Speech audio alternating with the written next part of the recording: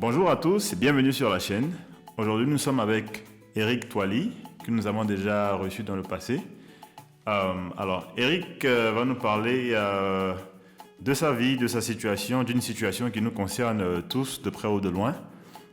Eric, je vais te laisser l'occasion de te présenter. Ok, bonjour monsieur. Ok, moi c'est Toily Bessi Eric. Je suis né le 30 décembre 1982. J'ai 38 ans, je suis père de 7 enfants, dont 5 qui vont à l'école. Et j'étais agent de sécurité dans une boîte de sécurité privée. Donc vous savez un peu la situation qui prévaut. Donc compte tenu de la situation entre mon employeur et moi, j'ai été purement licencié. Donc on rappelle, juste pour rappel, donc, pour ceux peut-être qui n'ont pas suivi ton interview sur notre chaîne, donc tu avais fait une publication. Oui. Une publication qui a été massivement partagée sur les réseaux sociaux où tu parlais un peu de la condition des vigiles, les difficultés que vous avez, quelque chose de très véridique. Je pense que même la majorité des gens, nous qui ne sommes pas dans votre métier ou dans votre secteur d'activité, on sait que la situation n'est pas facile. Donc ça a fait un peu le buzz, comme on dit. Beaucoup de gens ont partagé ta publication et ensuite de ça, tu as été convoqué, je crois, d'abord. C'est ça, par la direction. Donc, comme ça, arrivé là-bas, j'ai été auditionné, donc on m'a licencié. Donc aujourd'hui, je suis, disons, au chômage. Oui.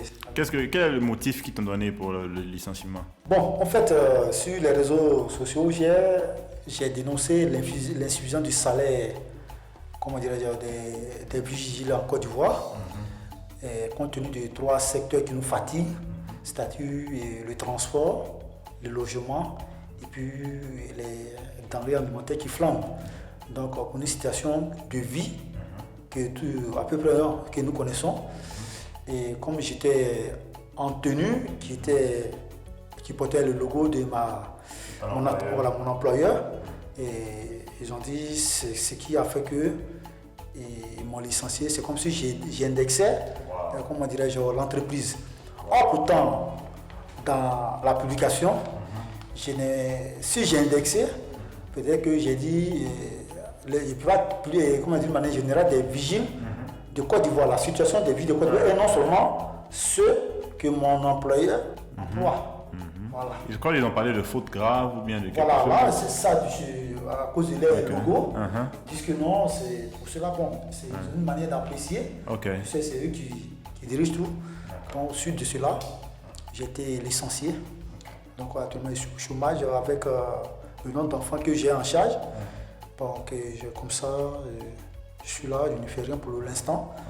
Donc, suite à cela, franchement dit, beaucoup de vigiles ils ont vu, ils ont réagi. Et de près et de loin, ils ont même partagé. Et il y a eu des encouragements, parce que ce n'est que simplement la pure vérité. D'autres ont peur, mais ils savent ce qui se passe. Et chaque boîte de sécurité a ses réalités. Il y a d'autres, par contre, qui font l'effort de payer au moins le SMIC, la prime de transport qui est aujourd'hui qui est à 30 000. Il y a d'autres qui le payent, mais il y a d'autres qui sont encore sur les 25 000 francs. Bon, eux, ça ne leur dit rien. Aussi, bon, il y a les assurances qu'on nous, je pense qu'il y a des assurances qu'on nous autorise sans notre consentement.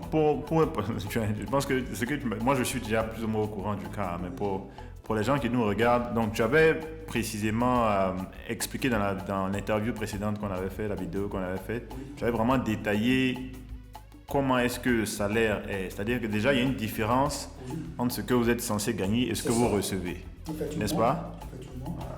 Donc sur le bulletin, après quand vous allez constater, il y a un SMIC de 60 000 francs et une prime de transport de 25 000 francs qui au total qui fait 85 000. Mais lorsque on nous vit dans des différentes banques et lorsqu'on va au guichet, on s'aperçoit avec 70 000 francs.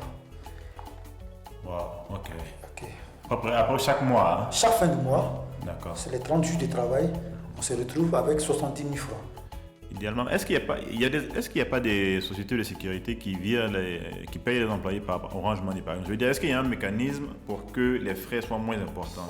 Oui, en fait, c'est pas seulement que les frais soient moins importants, mais c'est un mécanisme que certaines personnes mettent en place pour duper, comment dire, les travailleurs. C'est-à-dire, je prends un exemple sur moi-même, et avant que j'aie mon numéro matricule, et ça traînait, et comme ça. Parce que, enfin, je calculais dans ma tête, quand même, si on enlève à peu près 10 000 à 15 000, 10 000 francs environ, sur un total de combien, 80, 85 000, c'est quand même considérable, hein? Ça fait un peu plus de 10% si je ne me trompe pas. Ouais, c'est quand même considérable. Voilà.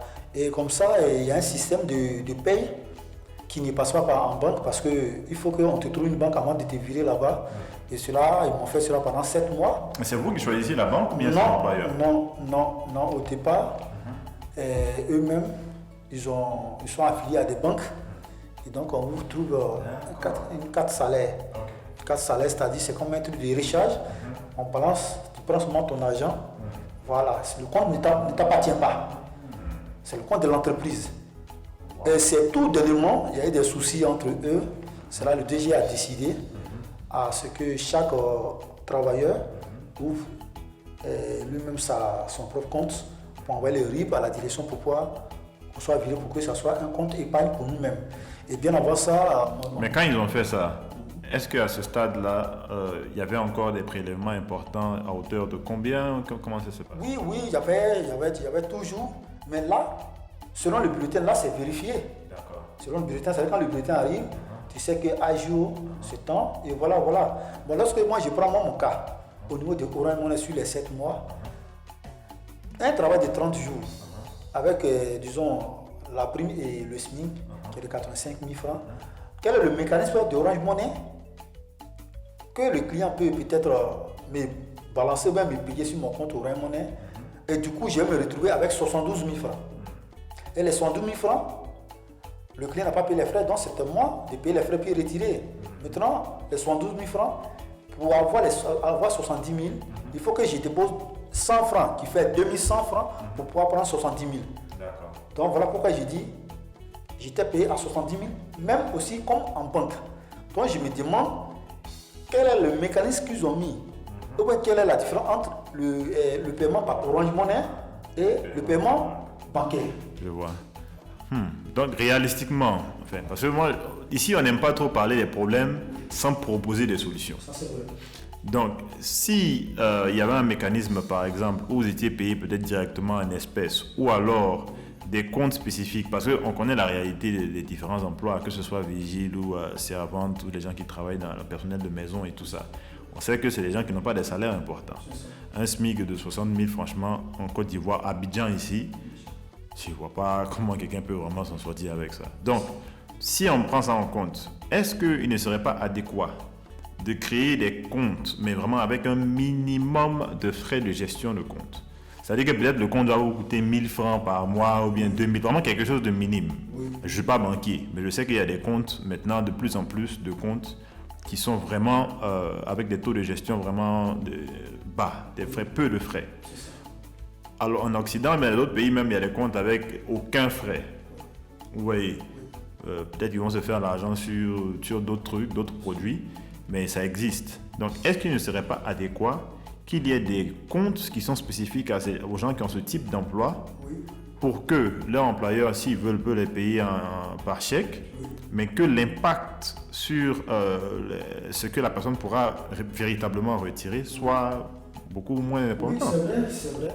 Mais il faut reconnaître qu'en Côte d'Ivoire, aujourd'hui, lorsque je prends un exemple sur la banque SGBCI, on a été vraiment surpris de certaines informations, d'où on a même eu le marché de SGBCI dans toute la ville d'Abidjan.